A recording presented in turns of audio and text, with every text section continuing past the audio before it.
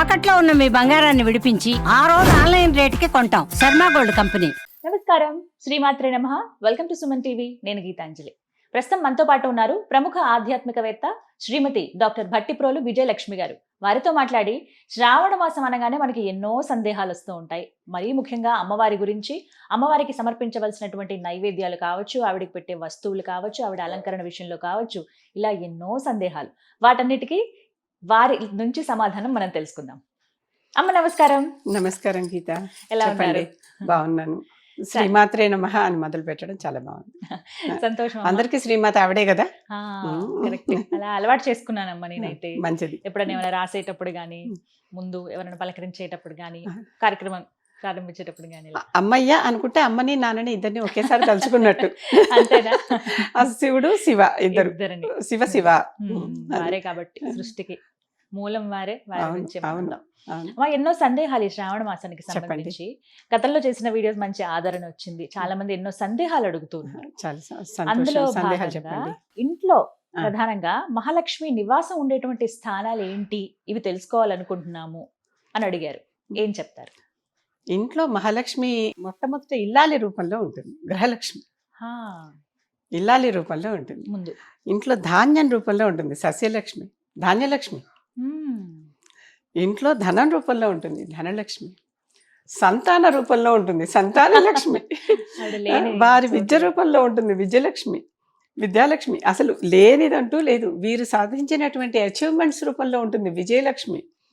ఒకటే అని కాదు, వీళ్ళు ప్రతి దానిలోనూ లక్ష్మీదేవి ఉంటూనే ఉంటుంది. లక్ష్మి అంటే ఏంటంటే ఒక సర్వోన్నతమైన స్థితి. ఆ స్థితి ఎప్పుడు ఎవరు ఎక్కడ ఉంటారో అక్కడ. అంతేకాదు, మనుస్మృతిలో ఒకటి అంటారు, అందరూ మనుస్మృతి ఆడవాళ్ళని తక్కువ చేసింది అంటారు, కానీ చాలా తప్పది. పూర్తిగా చదవక లేకపోతే సంస్కృతంలోని అర్థాలని మనం అపార్థాలు చేసుకుని చెప్పినటువంటిది. ఎక్కడైతే నారీమణులు పూజింపబడతారో అక్కడే దేవతలు ఉంటారు. అక్కడ దేవతలు చక్కగా ఆనందంగా రమిస్తూ ఉంటారు. ఎక్కడైతే వీరిని ఏడిపిస్తారో అక్కడ ఎవరూ కూడా సుఖంగా ఉండరు, దేవతలు అక్కడ ఉండరు అని చెప్పింది. కనుక స్త్రీ ఉండాలంటే ఇంట్లో ఏంటి, ముందర స్త్రీ చక్కగా ఇంటి ఇల్లాలు ఎవరైతే ఉన్నదో ఆవిడ చక్కగా సంతోషంగా సుఖంగా ఆనందంగా ఉండాలి. ఇంకా ఇంట్లో వస్తువుల్లో గడపలో లక్ష్మి ఉంటుంది. అందుకే గడపకి పసుపు పూసి బొట్లు పెట్టి మనం పూజ చేస్తామా? ఖచ్చితంగా. పండగలు వచ్చాయంటే ముందు చేసే పని అదే. ఇంట్లోకి అడుగు పెట్టేటప్పుడు మొట్టమొదటి స్థానం గడప. ఆ గడపలో లక్ష్మీదేవి ఉంటుంది. కొంతమంది అయితే మంగళవారం లేకుంటే శుక్రవారం గడప పూజ కూడా చేస్తారు. గడప పూజ అసలు గడప లక్ష్మి వ్రతమో ఏదో గడప గౌరీ వ్రతమో వ్రతాలు కూడా ఉన్నాయి. ఆ విధంగా గడప అంటే ఫస్ట్ కాలు పెడుతూనే ఇంట్లో ఇల్లాల రూపంలో ఉన్నది, గడప రూపంలో ఉన్నది. అంతేకాదు పువ్వుల్లో ఉంటుంది, పాలల్లో ఉంటుంది. ఇంట్లో ఉన్న ధాన్య రాసులు, రకరకాల పప్పులు అన్ని పెట్టి చేర్చుకుంటాం కదా, వాటిల్లో లక్ష్మి ఉంటుంది. అందుకే అవి ఎప్పుడు అయిపోకూడదు. పూర్తిగా అయిపోయాక తెచ్చుకుంటాం అనకూడదు ఏ వస్తువుని, ముఖ్యంగా ధాన్యాల విషయంలో. కొంచెం ఉంచుకున్నప్పుడు తెచ్చుకోవాలి, ఎందుకంటే మొత్తం అయిపోయింది అన్నట్టు ఉండకూడదు. పసుపు కుంకుమల్లో ఉంటుంది, గంధంలో ఉంటుంది, సుగంధ ద్రవ్యాలన్నింటిలో ఉంటుంది. అందుకే పన్నీరు పెట్టి పూజ చేస్తాం అమ్మవారికి. వీటన్నిటిలో ఉంటుంది. అసలు ఇంకా అమ్మవారి విషయాల్లో అశ్వాల్లో ఉంటుంది. అందుకనే ఇంట్లో ఈ గుర్రాల బొమ్మలు పెట్టుకునేటటువంటి శ్రీ సూక్తంలో మొట్టమొదట్లోనే అశ్వపూర్వం రథమధ్యాం హస్తినాద ప్రబోధిని అనేటటువంటి ఒక ఇది ఉంది, స్టాంజా ఉంది. అశ్వాన్ని ముందర పెట్టుకుని దాని మీద ఆవిడ వెనకాల రథంలో కూర్చుని పక్క నుంచి అటు ఇటు హస్తి అంటే ఏనుగులు సౌండ్ చేస్తూ ఉన్నప్పుడు అటువంటి రూపంలో లక్ష్మీదేవి ఇంట్లోకి వస్తుందట. దానికోసమనే ఇక్కడ ఇలా పెట్టాను చూడండి ఒక్కసారి. కరెక్ట్. గుర్రాలు ఉన్నాయి, అలాగే ఏనుగులు ఉన్నాయి, వెనకాల లక్ష్మీ అమ్మవారు ఉంది. ఇంట్లో కొల్హాపురి మహాలక్ష్మి అమ్మవారి విగ్రహం ఉందండి, మీకు విజువల్ లో చూపిస్తాను చూడండి ఎంత చక్కగా ఎలా పెట్టారో. ముందుగా గుర్రాలు, పైగా హస్తి అంటే ఏనుగులు, ఆ పైగా కొల్హాపురి లక్ష్మీ అమ్మ. అది ఎప్పుడు అలా కావాలనే దానికి సాంకేతికంగా పెట్టుకున్నాం అనమాట. అంటే అసలు ఏంటి, అమ్మవారు చక్కగా అశ్వాలను పూజించినటువంటి రథం ఎక్కి ఉంటుంది. ఆ ఏనుగులు అటు ఇటు చేరి అమ్మకి తొండాలెత్తి ఆవిడకి నాదం చేస్తూ ఆవిడని కీర్తిస్తూ ఉంటాయి. అటువంటి పరిస్థితి గజలక్ష్మి. ఆవిడని అభిషేకం చేస్తూ ఉంటాయి. చక్కగా ఆవిడ సముద్రంలో నుంచి వచ్చిందని చెప్పుకుంటాం కదా, ఆవిడకి అభిషేకం గుర్రాలు పెట్టుకుంటే అందులో లక్ష్మి ఉన్నట్లే. హాల్లో గుర్రాలు ఉన్నప్పుడు ఇవన్నీ ఈ మంచి చక్కటి సంకేతాలు అన్నమాట ఇంట్లో. కొన్నిటిని పెట్టుకుని కొన్నిటిని పెట్టుకోకుండా. అలా కాకుండా ఇలాంటివన్నీ లక్ష్మీ స్వరూపాలు.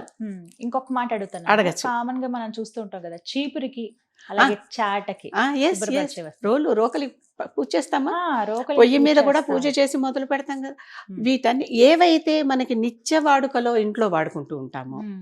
ఆ వస్తువులన్నిటిలో లక్ష్మి ఉంటుంది. కొంతమంది అయితే చీపురికి ఇలా వస్త్రంలాగా అలంకరించి పూజ చేస్తారు కూడా. అంతేకాదు, లక్ష్మీ రూపంలో. అసలు ఆ చీపుని తొక్కకూడదు, ఆ. దాటకూడదు, అవునా, చాటను తన్నకూడదు. చెప్తారు. చాట పొరపాటున ఎక్కడైనా విరిగిపోతే అది పారేసి మళ్ళీ వెంటనే కొత్త చాట కొనుక్కోవాలి. అంటే అంటారు కొంతమంది, అంటే అవి కూడా చెత్తని ఊడ్చేవే కదా, మీరు వాటిని కూడా ఎందుకు పూజిస్తారు, అసలు అందులో లక్ష్మి ఉండడం ఏంటి అని చెత్తను అడుగుతారు. తీసేస్తేనే కదా లక్ష్మి వస్తుంది. నిజం. మీరు ఇంట్లో చెత్తే ఉంచుకుంటే ఆవిడ రాదు. శుభ్రత. లక్ష్మిని రప్పించటానికి అవి సాధనాలు. మరి వాటిని నిజాయితీగా చూస్తే ఇవి చెత్త చాట చీపురుతో చెత్త మనం ఎత్తేయకపోతే లక్ష్మి ఎక్కడి నుంచి వస్తుంది మన ఇంట్లోకి? కరెక్ట్. మనం శుభ్రంగా ఉంచితేనే కదా లక్ష్మి వస్తుంది. కనుక అవి మనకు ఉపయోగించేటటువంటి సాధనాలు, లక్ష్మిని మన గృహంలోకి ఆహ్వానించడానికి ఉపయోగించే సాధనాలు. కనుక తప్పనిసరిగా వాటికి కూడా మనం గౌరవించాల్సిందే, తప్పదు. అటువంటి కొన్ని సాధనాలు కూడా చాట, చీపురు, రోలు, రోకలి, పొయ్యి, వీటన్నిటికీ పూజ చేయటం అనేది మనకి పద్ధతిలోనే ఉన్నది. ఇవన్నీ కూడా లక్ష్మీ స్థానాలేనమ్మా. పాలకుండ, అందుకనే ఏ ఇంటికైనా గృహప్రవేశానికి వెళ్ళేటప్పుడు పాలు పొంగించి దాంట్లో లక్ష్మీదేవి ఉంటుంది. ఆ పాలకుండ, ఆవిడ సముద్రంలో పుట్టింది కదా, ఆవిడకి పాలు ఇష్టం, అందుకనే పాలల్లో లక్ష్మీదేవి ఉంటుంది, పాయసంలో లక్ష్మీదేవి ఉంటుంది, మధుర పదార్థాల్లో లక్ష్మీ, అంటే ఆవిడకి అవన్నీ ఇష్టం. ఆ ఇష్టమైనవి ఇచ్చినప్పుడు ఎవరికైనా సరే, మీకు కాఫీ ఇష్టం, నేను కాఫీ ఇస్తే ఇష్టపడతారు, లేదా టీ అంటే ఇష్టం, టీ ఇస్తే ఇష్టపడతారు, లేదా మీకు ఇంకొక కూల్ డ్రింక్ అంటే ఇష్టం. అంటే అవతల వాళ్ళని దేవతకి ఏది ఇష్టమో చూసుకుని ఆ ఇష్టమైనది మనం వాళ్ళకి ఇస్తే వాళ్ళు చక్కగా తొందరగా తృప్తి చెంది తొందరగా వరాలు ఇస్తారు. వరలక్ష్మి కదా అమ్మవారే. కనుక ఈ అన్ని వస్తువుల్లో అసలు ఇంట్లో సుగంధ ద్రవ్యాలు, పన్నీరు, జవ్వాది, పునుగు, వీటన్ని గంధం, వీటన్నింటిలో ఆ పసుపు, కుంకుమ, వీటన్నింటిలో అమ్మవారు స్థిర నివాసం ఉంటుంది. ఎలాంటి ఇల్లుని లక్ష్మీ అమ్మవారు ఇష్టపడుతుంది అసలు? ఇల్లు శుభ్రంగా ఉండాలి. ఇల్లు చూడంగానే మంచి వెంటిలేషన్, అంటే కాంతి ప్రసరించేలాగా, గాలి ప్రసరించేలాగా ఇల్లు ఉండాలి. ఎప్పుడూ కూడా అన్ని మూసేసిన ఇళ్లలోకి ఆవిడ రాలేదు. తలుపు తెరిస్తేనే కదా మనకు బయట వాళ్ళు లోపలికి రాగలరు. కనుక అటువంటి ఇల్లు అయి ఉండాలి. చక్కగా ముగ్గులు వేసి అలంకరించిన ఇల్లు అయి ఉండాలి. ఆవిడ ముగ్గులంటే ఇష్టం, అందుకనే ముగ్గుల మీద మనం చక్కగా పువ్వులు చల్లటం, గొబ్బిళ్ళు పెట్టడం, అది కూడా లక్ష్మినే. సంక్రాంతి లక్ష్మి పూజ అది అక్కడ ఆ టైంలో, కనుక పెట్టడం, ఇవన్నీ చేస్తూ ఉంటాం. అలా చక్కగా ఇల్లంతా రంగవల్లికలతో అలంకరించి శుభ్రంగా. ఒక చిన్న మాట చెప్తా.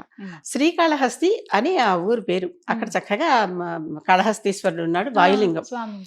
ఆయనని పూజించిన వాళ్ళు శ్రీ కాళము హస్తి. కాళము అంటేనేమో పాము, హస్తి అంటే ఏనుగు, అవి రెండు ఆ కథ వేరే. శ్రీ కూడా పూజించింది. శ్రీ అంటే సాలెపురుగు.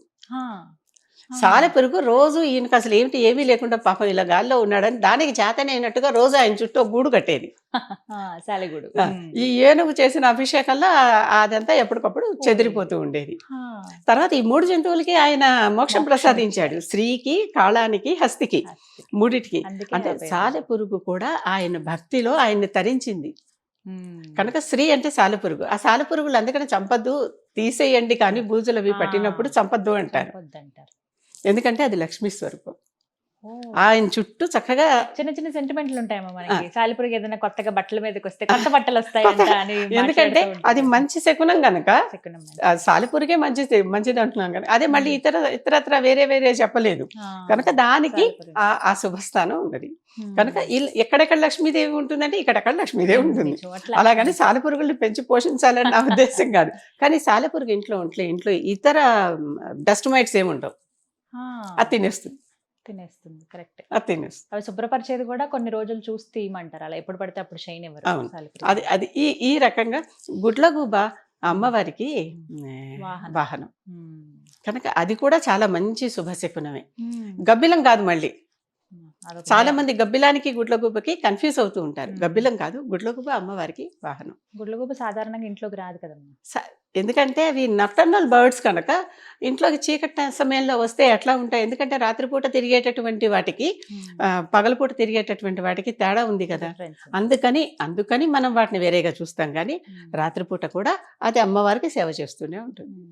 అది ఈ ఇంట్లో ఈ వస్తువులన్నింటిలో, ఈ పదార్థాలన్నింటిలో, ఈ ప్రాంతాలన్నింటిలో ముఖ్యంగా మూలలు ఇల్లు శుభ్రం చేసుకునేటప్పుడు కార్నర్స్ చాలా శుభ్రంగా ఉంచాలి. ఎప్పుడు సాధారణంగా అందరూ మధ్యలో ఊడ్చేసి కార్నర్స్ లో చెత్త ఉంచేస్తారు, ఊడవరు ఎందుకనో తెలియదు.